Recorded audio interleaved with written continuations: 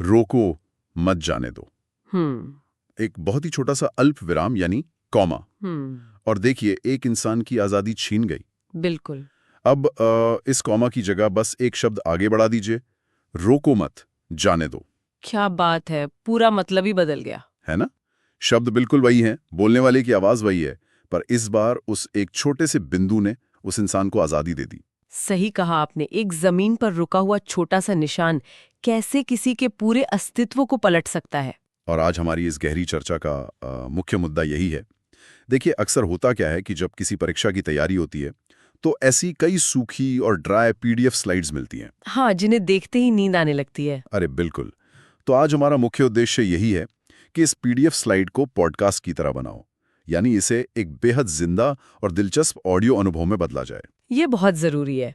हमने किया है ताकि भाषा के इस छोटे पर सबसे ताकतवर हिस्से को, यानी विराम चिन्ह को, बिना किसी बोझ के समझा जा सके। हाँ, और इस विषय को समझने के लिए ना सबसे पहले हमें इसके पीछे के मनोविज्ञान को देखना होगा। मनोविज्ञान मतलब साइकोलॉजी? बिल्कुल।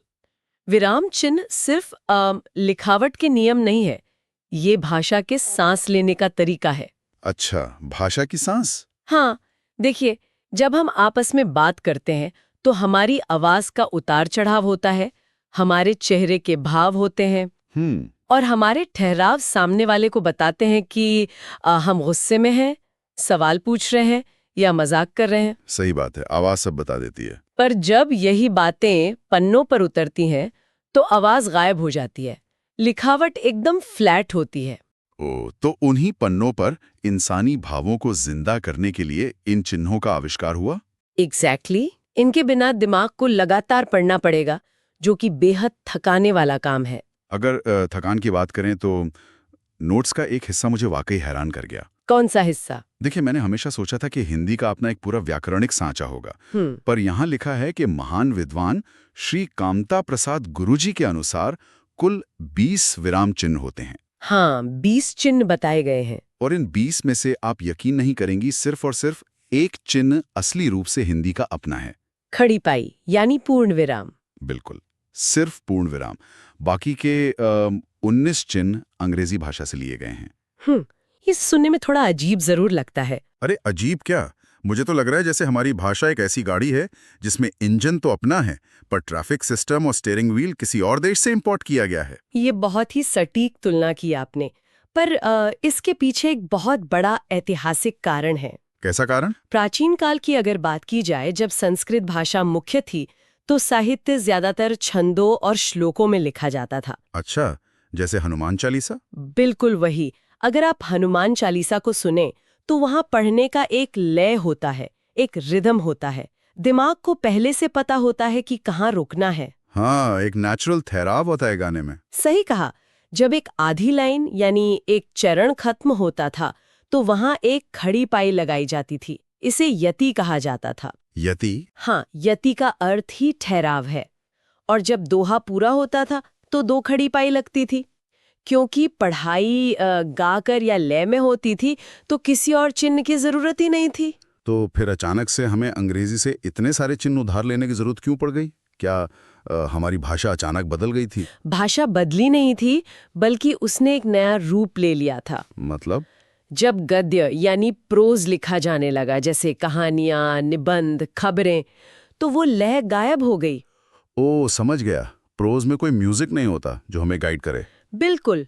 और उसी दौरान अंग्रेजी का प्रभाव भी बढ़ रहा था।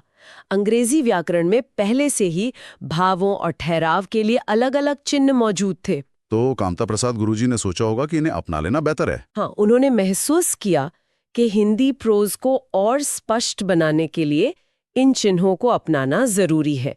उन्होंने उस ट्रैफिक सिस्टम को अपनाया और हिंदी की जरूरतों के हिसाब से ढाल लिया। ये तो एक तरह का भाषाई अपग्रेड हो गया हिंदी के बारे में। उन्होंने लिखा है कि आजकल के अखबारों में लोग अब उस इकलौते असली चिन्ह को भी छोड़ रहे हैं, पूर्ण विराम को। हाँ, खड़ी पाई की जा अब अंग्रेजी का छोटा सा फुल स्टॉप यानी डॉट लगने लगा है। ऐसा लगता है जैसे हम अपनी भाषा का आखिरी देसी निशान भी धीरे धीरे खो रहे हैं। ये चिंता बिल्कुल वाजिब है। खैर, अब जब हम ट्रैफिक सिस्टम की बात कर ही रहे हैं तो इन ठहराव के अलग अलग लेवल्स को थोड़ा समझते हैं। सही रहेगा। पूर्ण विराम तो एकदम क्लियर है, वाक्य पूरी तरह खत्म। हाँ, दिमाग को आराम मिल गया कि विचार पूरा हो चुका है। लेकिन यहाँ एक उपविराम का जिक्र है, जी जिसे अपूर्ण विराम या कोलन भी कहते हैं। जी 2 बिंदु एक के ऊपर एक। जी इसका मनोविज्ञान क्या है?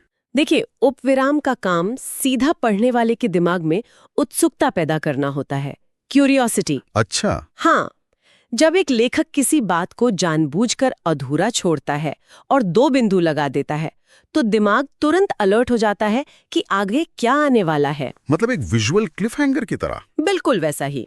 ये समझ आता है। मेरे नोट्स में एक बड़ा ही मजेदार किस्सा लिखा है इसको समझाने के लिए। अरे वाह, क्या किस्सा है? मान लीजिए मैं कहता हूं, मनोज, आज तेरी एक पोल खुल गई है, और यहां मैं उपविराम लगा देता हूं। तो सस्पेंस बन गया। हाँ, जैसे ही मनोज वो 2 बिंदु देखेगा, उसके दिमाग के घोड़े दौड़ने लगेंगे कि कौन सा राज बाहर आ गया। फिर आगे लिखा होता है कि कल तूने चाय पी थी। ये बहुत ही बढ़िया उदाहरण है। जिज्ञासा और ध्यान खींचना, दोनों काम इस एक चिन्ह ने कर दिए, है ना? एकदम ड्रामेटिक इफेक्ट आ जाता है। सही बात है।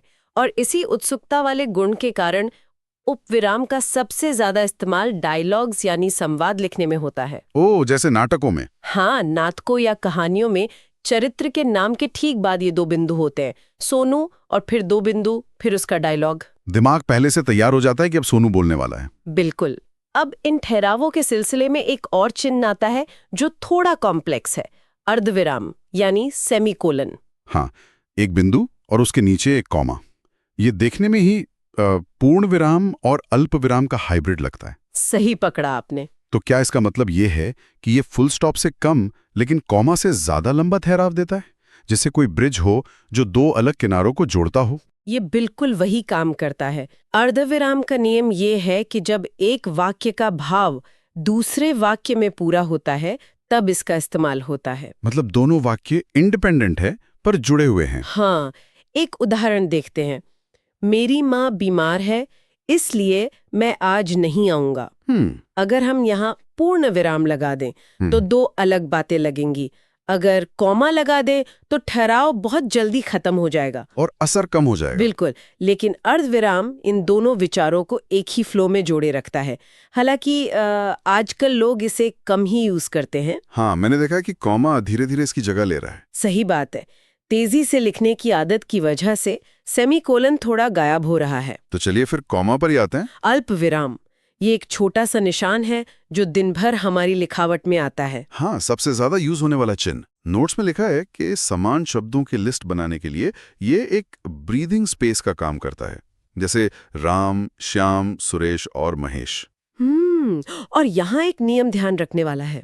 कौन सा? और से पहले कॉमा नहीं लगता, वही ना? बिल्कुल, क्योंकि शब्द और खुद वही अलग करने का काम कर रहा है जो कॉमा करता है, तो दोनों को एक साथ रखना रिडंडेंट हो जाएगा। हाँ, एक ही काम को 2 बार क्यों करना? लेकिन नोट्स में कॉमा का एक और बड़ा मजेदार इस्तेमाल लिखा है, शब्दों को रिप्लेस करना। अच्छा, वो यहाँ वाला उदाहरण? हाँ, वाक्य है, वह कब तक आएगा, कहाँ नहीं जा सकता। अब देखिए, इसमें कॉमा ने एक जादू सा किया है। कैसे? असल में वाक्य होना चाहिए था, वह कब तक आएगा, यह कहाँ नहीं जा सकता, पर कॉमा लगाने से वो यह शब्द उड़ गया और वाक्य का फ्लो और भी बेहतर हो गया। हाँ, दिमाग पर लोड कम पड़ता है इससे। बिल्कुल। लेकिन यहाँ नोट्स के एक दूसरे हिस्से पर मुझे आपसे थोड़ा पुशबैक करना पड़ेगा। अरे, ऐसी क्या उलझन आ गई, बताइए। नोट्स में लिखा है कि किसी को संबोधित करते समय यानी किसी को बुलाते समय कॉमा लगता है। उदाहरण है, पूजा, तुम आज जल्दी घर चली जाना।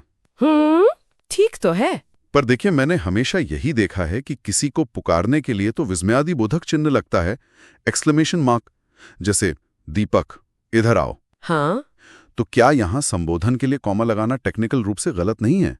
व्याकरण क्या कहता है इस पर? ये आधुनिक हिंदी व्याकरण में सबसे ज्यादा पूछी जाने वाली उलझनों में से एक है। तो इसका जवाब क्या है? इसका जवाब किसी नियम में नहीं, बल्कि भाव की शिद्दत में छिपा है, इंटेंसिटी में। अच्छा, इंटेंसिटी। हाँ, दोनों ही तरीके पूरी तरह से मान्य हैं। फर्क बस इस बात का है कि बोलने वाला किस मनोस्थिति में है। ओहो, मतलब मूड पे डिपेंड करता है। बिल्कुल। अगर आवाज में एक शांत ठहराव है, एक नॉर्मल इंस्ट्रक्शन दी जा रही है, जैसे पूजा, तुम आज जल्दी चली जाना, तो वहां दिमाग को ज्यादा अलर्ट करने की जरूरत नहीं है, वहाँ कॉमा काफी है। सही कहा। लेकिन अगर बोलने वाले की आवाज में तेजी है, गुस्सा है या अचानक कोई आश्चर्य है, जैसे दीपक वहां से हटो, तो वहां एक्सक्लेमेशन लगेगा। हाँ, इस इमोशन को पन्नों पर उतारने के लिए विस्मयादि बोधक चिन्ह जरूरी हो जाता है। एक जेंटल टैप है और दूसरा एक झटका। वाह, ये स्पष्टीकरण सच में नियम को रटने से बचा लेता है। एक टैप और एक झटका, है ना? अब जब हमें इंटेंसिटी और भाव की समझ हो ही गई है, तो आगे बढ़ते हैं एक ऐसे चिन्ह की तरफ जिसे मैं भाषा का सबसे बड़ा धोखेबाज मानता हूं। धोखेबाज? आप प्रश्नवाचक चिन्ह की बात कर रहे हैं ना? Question mark? एकदम सही। देखिए, बचपन से स्कूल में हमें कंडीशन कर दिया जाता है। जहां भी कौन, कब, कहां, कैसा, क्यों देखे, आंख बंद करके आखिर में क्वेश्चन मार्क लगा दो। हमारा दिमाग बस पैटर्न मैच करता है। बड़ा ट्रैप है। ये ट्रैप इसलिए काम करता है क्योंकि हम लोग शब्दों पर ध्यान देते हैं, वाक्य के मूल उद्देश्य पर नहीं। तो इसका सही नियम क्या है? प्रश्नवाचक चिन्ह सिर्फ तभी लगाया जाना चाहिए जब वाक्य सच में जवाब देने की मांग कर रहा हो। अगर कोई मांग नहीं है तो सवाल नहीं है। बिल्कुल। अगर सामने वाले पर जवाब देने का कोई दबाव नहीं है तो भले ही उसमें कौन या कहाँ मौजूद हो, वो सवाल नहीं है। इसे नोट्स के इस उदाहरण से ठीक से समझते हैं। वाक्य है, उसने मुझे पहले ही बता दिया था कि वह आज कहाँ जाएगा। बहुत बढ़िया उदाहरण है। अब इस वाक्य में कहाँ शब्द चमक रहा है। दिमाग तुरंत कहता है कि क्वेश्चन मार्क लगाओ। पर ध्यान से सुने तो कोई आपसे कुछ पूछ थोड़ी रहा है। सही बात है, ये तो सिर्फ एक जानकारी दी जा रही है। हाँ, कि मुझे उसके प्लान का पता था। चूंकि किसी जवाब की अपेक्षा नहीं है, इसलिए यहाँ पूर्ण विराम आएगा।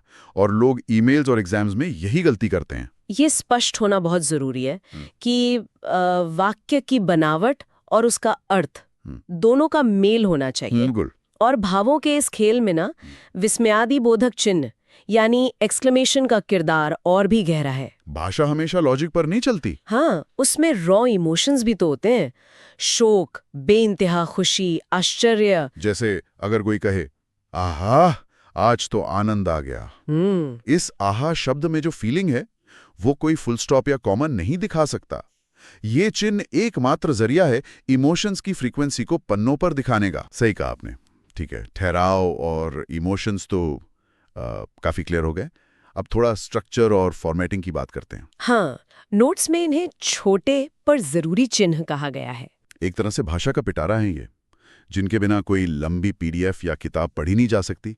जैसे कोष्ठक यानी ब्रैकेट्स। इनका इस्तेमाल तो हर जगह होता है। मैं हमेशा इन्हें एक विजुअल साइड स्टेप की तरह देखता हूँ। जब मैं पढ़ रहा होता हूँ और कोई भारी भरकम शब्द आता है तो आंख तुरंत उस ब्रैकेट की तरफ जाती है आसान अर्थ के लिए। जैसे संगणक लिखा हो और ठीक आगे ब्रैकेट में कंप्यूटर। हाँ, दिमाग को फ्लो तोड़ना नहीं पड़ता, वो आगे बढ़ जाता है। उसी पिटारे में एक और प्रभावशाली चिन्ह है, लाघव चिन्ह। एक छोटा सा शून्य या जीरो। अच्छा, अब्रीविएशन के लिए। बिल्कुल, किसी लंबे शब्द को छोटा करने के लिए। यहाँ एक बहुत आम गलती होती है। लोग आदत से मजबूर होकर अंग्रेजी की नकल करते हैं। डॉक्टर लिखकर आगे एक डॉट लगा देते हैं। हाँ, मैंने भी कई बार किया है। पर हिंदी का व्याकरण एक नियम अलग है। यहाँ डॉट नहीं बल्कि एक छोटा सा जीरो बनता है, जैसे MA, B.Ed या द के आगे जीरो। ओ, ये उन चीजों में से है जो अगर एक बार पता चल जाए तो फिर हमेशा ध्यान जाती है। पर इन्फॉर्मेटिंग के निशानों में मेरा पर्सनल फेवरेट एक और है। कौन सा? हंसपद, जिसे काकपद भी कहते हैं। एक तो इसका काम बड़ा महान है और ऊपर से इसका नाम बड़ा ही काव्यात्मक है, पोएटिक सा। हाँ, काकपद बड़ा ही रोचक निशान है।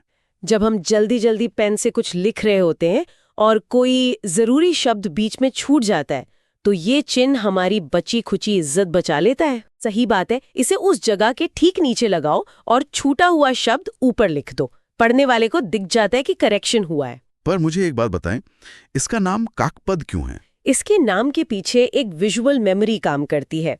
अगर आप इस चिन्ह की आकृति को ध्यान से देखें तो ये बिल्कुल वैसा लगता है जैसे किसी कौवे, जिसे हिंदी में काक कहते हैं, या हंस के पैरों के निशान मिट्टी पर छप गए हों। अरे वाह, कौवे के पैर! इसलिए इसे काकपद या हंसपद कहा जाता है। पढ़ने वाले का दिमाग उस पक्षी के निशान की तरह ऊपर की तरफ मुड़ जाता है जहां शब्द लिखा होता है। ये कितनी बढ़िया विजुअल एनालॉजी है। इसके अलावा नोट्स में उदाहरण चिन्ह यानी कोट्स का भी जिक्र है। हाँ, जब भी किसी की कही बात को ज्यों का त्यों बिना एक सिंगल शब्द बदले आगे रखना हो तो हम इसे यूज करते हैं। जैसे नेताजी ने कहा था, तुम मुझे खून दो, मैं तुम्हें आजादी दूंगा। बिल्कुल, ये चिन्ह उस बात को बाकी वाक्य से अलग करके एक बाउंड्री में कैद कर देते हैं। पढ़ने वाले को स्पष्ट हो जाता है कि ये लेखक के शब्द नहीं है। और इसी विजुअल फॉर्मेट में आखिरी दो सदस्य हैं, योजक और निर्देशक, हाइफन और डैश। इन दोनों में लोग अक्सर कंफ्यूज होते हैं। हाँ, इनमें थोड़ा सा लंबाई का अंतर है ना। योजक छोटा होता है, जो दो विरोधी या जुड़े हुए शब्दों को चिपकाने का काम करता है, जैसे माता पिता, दिन रात। सही कहा। और निर्देशक थोड़ा लंबा होता है, इसका काम किसी निर्देश या उदाहरण की तरफ इशारा करना है। जैसे हम लिखते हैं उदाहरण और आगे एक लंबा डैश खींच देते हैं। ये सारे चिन्ह असल में इनविजिबल गाइड्स हैं। ये खुद छुप रहते हैं, पर हमारे दिमाग को लगातार बताते रहते हैं कि आगे आने वाले टेक्स्ट को रिएक्ट कैसे करना है। और इसी विजुअल आर्किटेक्चर और भाषा की विरासत की बात छिड़ने पर अच्छा, क्या लिखा है उन्होंने? आजकल डिजिटल दुनिया और सोशल मीडिया पर लोग अल्फाबेट्स और लिपि के साथ एक नया प्रयोग कर रहे हैं, जिसे भाषा विद्वान काफी चिंता से देख रहे हैं। कैसा प्रयोग? ये प्रयोग देवनागरी और रोमन लिपि को आपस में जोड़ने का है, मिक्स एंड मैच। ये मिक्स एंड मैच कैसा दिखता है प्रैक्टिकली? उदाहरण के तौर पर मान लीजिए किसी को रोजगार लिखना है, तो लोग अंग्रेजी के अल्फाबेट्स RJGR टाइप करते हैं और फिर एक डिजाइन एलिमेंट के तौर पर उन अंग्रेजी अक्षरों के ठीक ऊपर देवनागरी की सुरेखा खींच देते हैं। सुरेखा यानी वो टॉप की हॉरिजॉन्टल लाइन जो हिंदी शब्दों को बांधने के काम आती है। बिल्कुल वही। नोट्स में विद्वानों की इस आशंका को दर्शाया गया है कि लिपियों का ये संकरण या हाइब्रिडाइजेशन आगे चलकर हिंदी और संस्कृत दोनों की मूल भावना के लिए घातक हो सकता है। ओह, मैं समझ रहा हूँ। इंग्लिश की अपनी एक रोमन लिपि है और हिंदी की देवनागरी। उन्हें उनके मूल रूप में ही इस्तेमाल किया जाना चाहिए। ऐसे डिजाइनर प्रयोग आने वाली पीढ़ियों में शब्दों की पहचान को धुंधला कर सकते हैं। मतलब ढांचा अंग्रेजी अक्षरों का और उसके ऊपर छत हिंदी की सुरेखा की। हम यहाँ किसी का पक्ष नहीं ले रहे, पर विद्वानों की ये फिक्र काफी जायज लगती है। सही कहा आपने। किसी भी भाषा का व्याकरण और उसकी लिपि एक धरोहर की तरह होती है। सदियों के ठहराव और विकास के बाद उसको एक सांचा मिलता है, और हमें उस धरोहर का आदर करना चाहिए। तो आज इस गहरी चर्चा में उन सूखी और बोरिंग PDF स्लाइड्स ने जिंदा होकर हमें यही बताया है कि कैसे सिर्फ कुछ डॉट्स और लाइंस हमारे सोचने के तरीके को कंट्रोल करते हैं। बिल्कुल। कैसे एक छोटा सा कॉमा किसी की कैद और आजादी तय कर सकता है, जैसे रोको मत जाने दो और रोको मत जाने दो। और कैसे एक प्रश्नवाचक चिन्ह हमारी पैटर्न मैचिंग आदत का फायदा उठाकर हमें बेवकूफ बना सकता है। सही कहा। और कैसे एक कौवे के पैर यानी ककपद हमारी लिखावट की छूटी हुई गलतियों को बखूबी शांति से संभाल सकते हैं। इन सब बातों और भाषा के लगातार बदलते स्वरूप को देखते हुए आखिर में एक बहुत बड़ा सवाल जहन में उभरता है। कैसा सवाल? जिस तरह से कामता प्रसाद गुरुजी ने प्रोज की नियत और जरूरतों को देखते हुए अंग्रेजी से 19 विराम चिन्ह हिंदी में शामिल किए थे ताकि इंसानी भावों को लिखा जा सके, तो क्या आज के डिजिटल और इंटरनेट के दौर में, जहां इंसान अपनी 90% बातें और भाव इमोजीज के जरिए व्यक्त कर रहा है, क्या यही इमोजीज आने वाले समय के नए आधुनिक विराम चिन्ह बनने जा रहे हैं? अरे वाह, एक हंसने वाला चेहरा या एक रोने वाला इमोजी